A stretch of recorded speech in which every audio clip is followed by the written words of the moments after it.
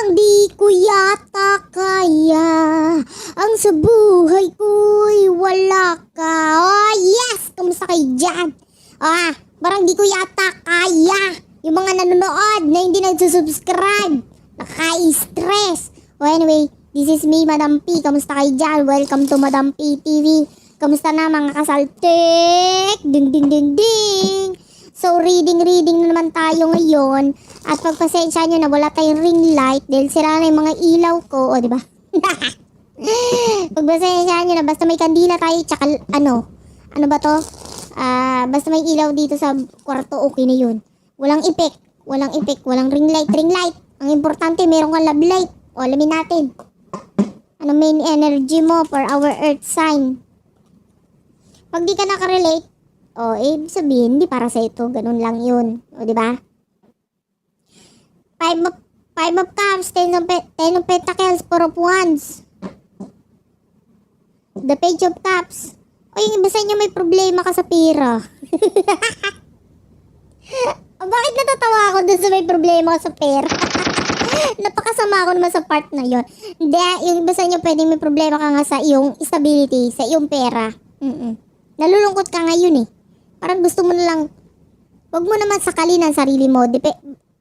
Delikado, wag naman, no? Pero yung iba sa inyo pwedeng, di mo na alam ang gagawin mo eh. Binuhos mo lahat eh. May pagkasyunga-syunga ka rin eh. Ba't mo binuhos lahat? Ganito lang yan. Para lang yan ligo. Ang pera parang ligo lang. Isang tabo muna. Kasi pag binuhas mo lahat, baka magulat ka. Maubos pa yung pera mo, di ba? Maubos pa. Kumbaga sa panligo, di ba? Gininaw ka. Shocking. Ang daming pangyayari sa'yo ng nasayang. So, nakikita natin sa'yo, pwedeng malaki, wala sa'yo. Pero, kawawa ka naman. Anong gagawin natin? Alangan namang ngumanga tayo, di ba? But anyway, sino ba itong person na kakonect mo pagdating sa lab? Huwag na tayong pumera, lumab life na lang tayo. Kasi wala tayong nakikita pagdating sa pera. So, love life na lang. Baka sakaling yung love life natin, maganda-ganda yung balita. Anyway, alamin natin.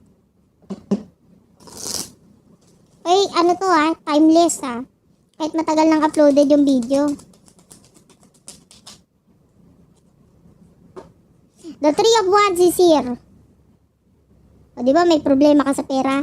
O pasensya ka na, hindi ka matutulungan ng person mo, may problema din siya, o diba? Kawawa ka naman. Tonton. Anyway, yung person mo, pwedeng marami din siyang isipin. At saka parang hindi na siya nagtitiwala sa'yo eh. Parang niya, tutulungan ko eh, ganyan na naman mangyayari niya. Pag tinulungan ko, iiwan na naman ako. Bala ka sa buhay mo. Diba? Hindi, pero pwedeng wala rin siya may tulong sa iyo ng pagdating sa pera Pero kaiba sa'yo, yung person mo, inuulan ng opportunities. Oy, taray. Tapos ikaw wala, gano'n. Unfair sa side mo. Kasi bakit siya inuulan ng opportunities? Hindi pwede to. Pareho tayong walang pera, pero siya may opportunities. Ano to? Dapat ako din. Hindi. Sa totoo lang, kasi yung person mo, kumpara sa'yo, ikaw may pagkatamad ka eh. Yung person mo, literal na masipag at saka, alam mo yun, kahit anong gawin niya sa buhay. Kumbaga, sabi mo tumahol, tatahol siya eh, para kung magkapera lang. In short, yung person mo, mukhang pera. Wala tayong magagawa doon. May mga bagay siyang ginagawa dito na parang ka-abnormalan.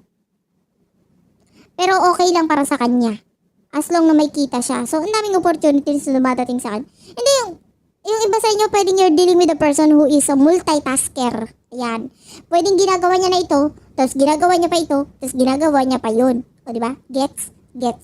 So yung person mo, maraming ginagawa. Kaya, ang daming opportunities na dumadating sa kanya. Kasi marami pang gustong ipatrabaho. O, diba? Ano ba nasa isip mo din sa person mo? Alamin nga natin. Ano ba nasa isip mo regarding your person?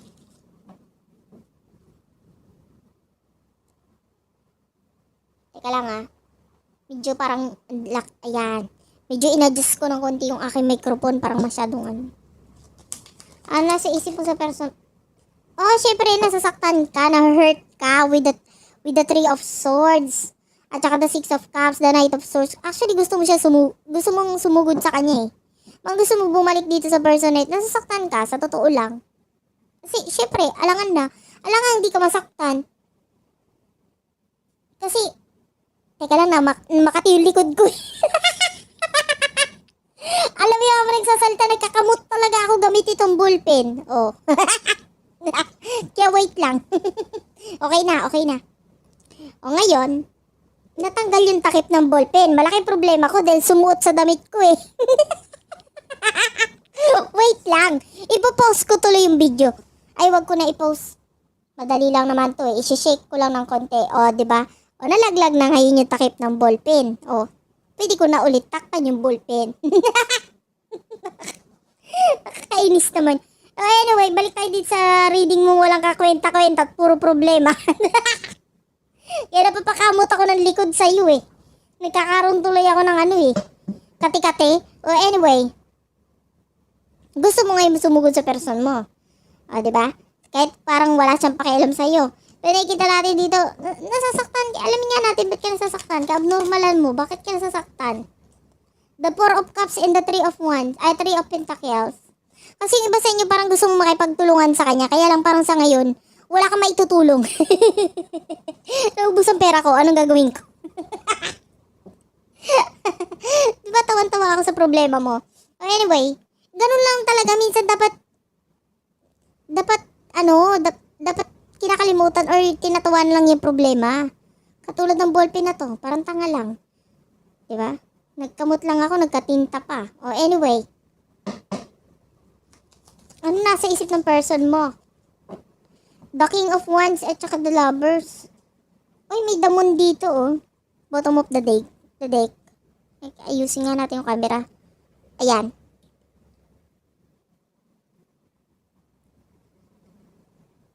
Ay, gusto niya makipag-partnership sa'yo.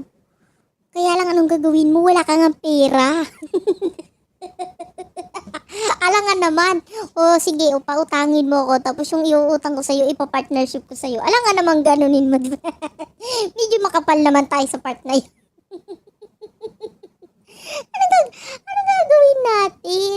Gustong pumartner ni person mo sa'yo. Yung iba, pwede may kinalaman sa negosyo. Pero ikaw, parang kulang yung panghugot mo. Ganito gawin mo. Kalabitin mo yung katabi mo. Pag hindi nagising, kunin mo yung alkansya niya. Tiro pa magnakaw. Joke lang yun, ikaw naman. O anyway. The Four of Swords is your Gemini, Libra, Aquarius, energy. Oh, pag di ka nakaka-relate, hindi para sa ito ha. Huwag natin pilitin ha. Yung iba sa inyo ha. The Four of Swords. Wala. Sa totoo lang, na-stress ako sa person mo eh. Gusto niya makipag-partnership sa'yo, pero wala siyang pakialam sa'yo. Parang, parang bala ka sa buhay mo. May problema ka, ako rin. Ganon. Pero, willing siyang makipag-partnership sa'yo, willing siyang makipagtulungan. Eh, wala kang itutulong, anong gagawin natin?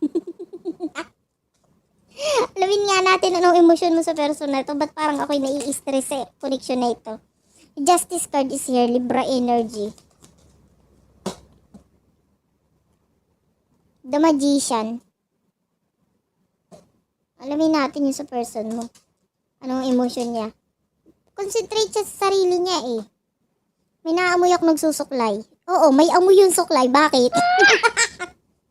Naamoy ko talaga. May amoy suklay ngayon. Ayan, nawala. So, ito na. Ulitin natin. Nawala, biglang napindot eh. Ba't ka kasi nagsuklay? Kung sino ka man. Diba? O anyway, the Justice card and the Magician, emotion mo para sa person mo, pwedeng alin man dito ha. Kasi dalawa lang abnoy na energy ang nandito. Yung isa, sinabi mo na yung totoo sa kanya. Alam niya na yung emosyon mo. Yung isa sa inyo, pwedeng hindi mo sinasabi yung totoo. O alin man dun. Diba? And yung person mo, kung sinabi mo na yun sa kanya yung totoo, pwedeng ang emotion niya sa'yo, pero parang pinapakita niya ngayon, wala siyang pakialam. Pero deep inside, sa isip-isip niya, hindi ko kasi alam gagawin ko eh. Di ba? Sabi mo sa person mo, dapat nung nag-I love you ako sa'yo, naligo ka lang. Kasi baka stress ka, kaya hindi ka nakapag-desisyon ng maayos, di ba? Kulang ka lang sa ligo. Dapat ginanon mo yung person mo. Pero anyway, pwedeng wala siyang, hindi niya alam ang gagawin niya nung time na umaming ka, nang sinabi mo sa kanya, I love you, gano'n. Ay, iba naman sa inyo, kung siya ay kung ikaw ito na nagsisinungaling sa person mo, sa emosyon mo, hindi mo sinasabi, natatakot ka, o naman dahilan mo. Di ba? May saltik ka, ganyan. Nakikita natin, mahal ka rin ng person mo. Mahal ka rin ng person mo. Hindi ko alam kung bakit kanya minahal, pero mahal ka niya. Gusto ko rin siya tanungin, bakit? Ano nagustuhan mo sa taong to? Problemado na nga, hindi pa maintindihan. Ay, stress, di ba? O anyway, ano ba nasa isip mo regarding your person? Ay, ano bang future ninyo? Ulitin nga natin, mali yung tanong eh. Ayun. Shuffle muna natin kasi para hindi magulo.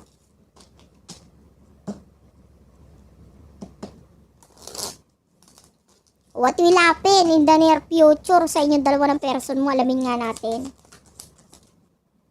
The Page of Cups is here. The Seven of Pentacles, Taurus, Virgo, Capricorn, Cancer, Scorpio, Pisces. Two of Pentacles is here. The Knight of... Ay, pwedeng ikaw to kung recently lang nawalan kayo ng kuryente, this could be, o nawalan kayo ng tubig, this could be a reading. Tubig or kuryente. O anyway, hindi para sa lahat yung part na yon.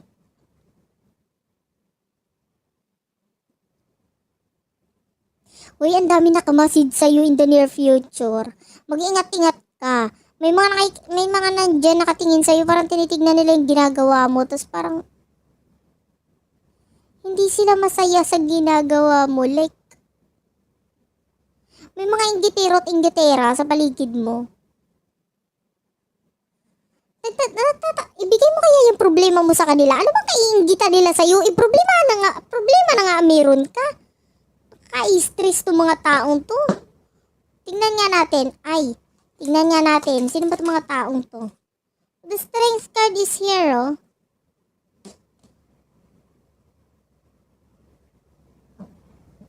Isa pa. Yung iba sa inyo, kaya sila nainggit. Mga chismosa to eh. Oo. Ayaw nila na ginagalingan mo, kaya galingan mo lalo. Kasi lalo silang nai-stress pag ginagalingan mo. And in the near future, nakikita nila yung pagka-busy mo na ginagalingan mo yung ginagawa mo pagdating sa sarili mo, sa finances mo. Tapos mga taong to, nai-stress, nai-inis. Lahat ng galaw mo pinapansin. At saka particularly itong taong to, may isang tao dito na parang makakita lang ng mali na gagawin mo, pupunahin ka niya agad eh. Medyo may pagkasilosa at siloso. Nagsiselos, ganun ang energy nito person. Saan ka ba stress itong person na itong napaka-inggitiro? Yung iba sa inyo, oo, lalaki, yung iba. Inggitiro, naiinggit sa iyo eh.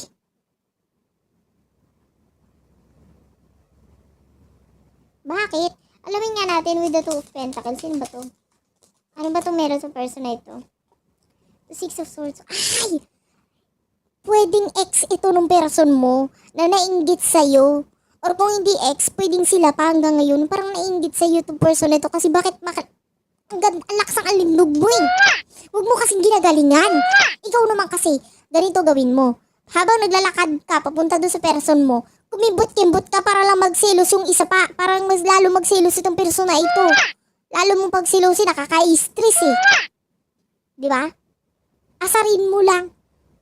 Sabihin mo, "Hi, person, I'm here." At yung person mo, mamatay siya sa inggit, di ba? Huwag mong galingan. Ay, galingan mo. Yung pala naiinggit sa iyo, ha? Alamin natin yung sa person mo. Kinikilig ako sa person mo. With the Knight of Pentacles. Parang ang haba ng hair, pinag-aagawan. Teka lang, ha? Masyadong marami yun, di natin kukunin. The Page of Pentacles, Taurus, Virgo, Capricorn energy. Wala siyang pakialam sa inyo. Magkukumembot kayo dyan, magtitiwarik kayo dyan, wala akong pakialam sa inyo. Magpo-focus ako sa sarili ko. Ay, no, self-improvement, oh. Dermitisir. Bala ka sa buhay mo. Basta self-improvement ang focus ng person mo in the near future. Tapos ikaw, nagpo-focus ka rin naman sa sarili mo, kaya lang sa sobrang ginagalingan mo nga nagpo-focus ka sa sarili mo Ayun, nainggit itong person.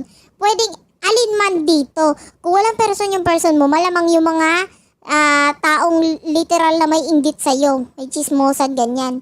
Tapos yung iba naman, kung may kakonek yung person mo, yung kakonek ng person mo na naiinggit sa'yo, nasiselos sa'yo, kahit wala ka namang ginagawa, kumimbot ka lang. Di ba? Gets? Gets. Thank you for watching. Sana naka-resonate ka, naka-relate ka. Ang pangit ang reading mo, sa totoo. I love you all.